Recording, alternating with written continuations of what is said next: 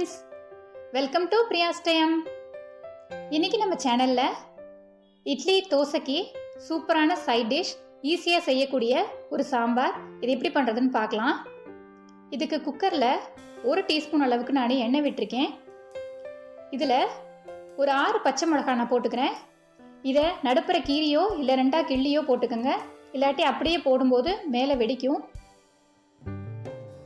இதுக்கு நம்ம காரத்துக்கு பச்சை மிளகா மட்டும்தான், சாம்பார் பொடியோ வேறு எதுவுமே கிடையாது. அதனால் நீங்கள் கூட வேணும்னா போட்டுக்கலாம். 5 தக்காளி நல்லா வாஷ் பண்ணிவிட்டு எடுத்து வச்சுருக்கேன்.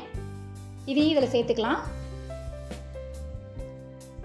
எண்ணெயிலே வதக்கும்போது ரொம்ப நல்லா இருக்கும். நம்ம இதுக்கு பருப்பு சேர்க்க போகிறதில்ல, புளினா எனக்கே தேவையில்லை. ரொம்ப ஈஸியான சாம்பார். எண்ணெயில் நல்லா தக்காளி வதங்கியிருக்கு. ஒரு 1/2 கப் அளவுக்கு தண்ணி விட்டுருக்கேன். இப்போ நம்ம குக்கரை மூடி 2 விசில் விட்டு இதை எடுத்துக்கலாம். விசில் வந்துருச்சு, ஸ்டீம் போயிருக்கு. இப்போ ஓப்பன் பண்ணி பார்த்துக்கலாம்.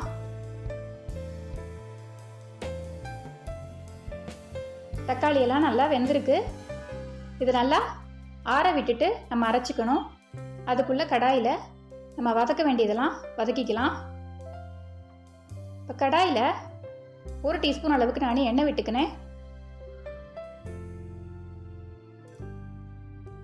1/2 டீஸ்பூன்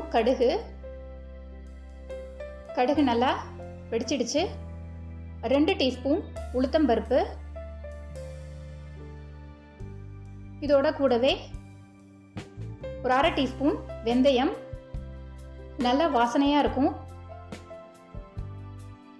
ஒரு அறுக்க அளவுக்கு கருவேப்பிலை,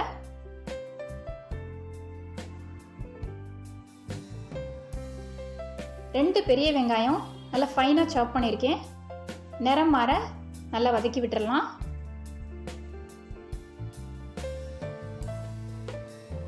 இந்த குக்கரில் இருக்கிற தண்ணியை நம்ம கீழே கொட்டிட வேண்டாம், இதிலே சேர்த்துக்கலாம். மறைக்கும் போது தண்ணி தேவைப்படாது. இது நல்லா வதங்கிட்டு இருக்கட்டும். அதுக்குள்ளே மிக்ஸி ஜாரில் தக்காளியும் பச்சை மிளகாய் மட்டும்தான், வேக வச்சதை அரைச்சி எடுத்துகிட்டு வந்தாச்சு. இந்த வதங்கி இருக்க வெங்காயத்தோட இது சேர்த்துக்கலாம்.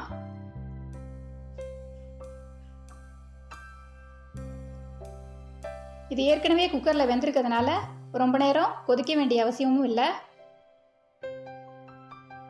ஒரு கொதி வந்தால் கூட போதும். நீங்கள் தேவையான அளவுக்கு தண்ணியாகவும் வச்சுக்கலாம், இல்லைன்னா கெட்டியாகவும் வச்சுக்கலாம். ரொம்ப ஈஸியாக கம்மியான சாமானில் சூப்பரான தக்காளி சாம்பார் இது. தேவையான அளவு உப்பு சேர்த்துக்கலாம்.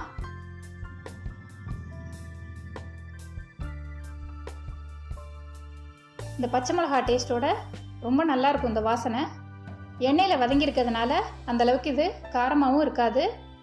உங்களுக்கு நீங்கள் எவ்வளோ காரம் வேணுமோ அதுக்கேற்ற அளவுக்கு கூட்டி குறைச்சிக்கலாம். சாம்பார் கொதிக்க ஆரம்பிச்சிடுச்சு.